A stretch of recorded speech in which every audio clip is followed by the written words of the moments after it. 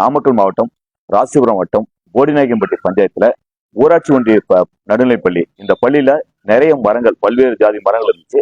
இந்த மரங்களையும் அருகில போடிநாயக்கன்பட்டி ஊராட்சியில செங்குட்டைங்கிற பகுதி வருவாய்த்துறைக்கு சொந்தமான நீர்பிடி பகுதி குட்டை, செங்குட்டைங்கிற குட்டை இருந்துச்சு.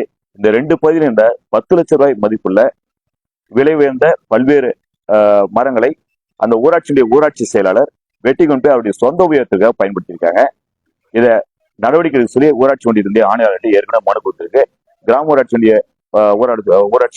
வட்டார வளர்ச்சி அலுவலகத்தை மனு கொடுத்திருக்கு. இது தொடர்பாக எந்த நடவடிக்கையும் எடுக்காதனால இன்றைய தினம் நேரடியாக சந்தித்து போடிநாயக்கன்பட்டி ஊராட்சியை சார்ந்த விடுதலை கழகம் கட்சியை சார்ந்தவர்களும் பொதுமக்களும் இன்றைய தினம் மனு கொடுத்திருக்கின்றோம். உடனடியாக நம்முடைய தமிழக அரசாங்கம், நாமக்கல் மாவட்ட நிர்வாகம் தலையிட்டு அரசுக்கு சொந்தமான அரசு பள்ளியிலிருந்தும் ஊராட்சி ஒன்றியத்தினுடைய செயலாளர் சட்டவிரோதமாக வெட்டி சென்ற மரங்களை மீட்க வேண்டும். அவர் மீது கடுமையான நடவடிக்கை எடுக்க வேண்டும்.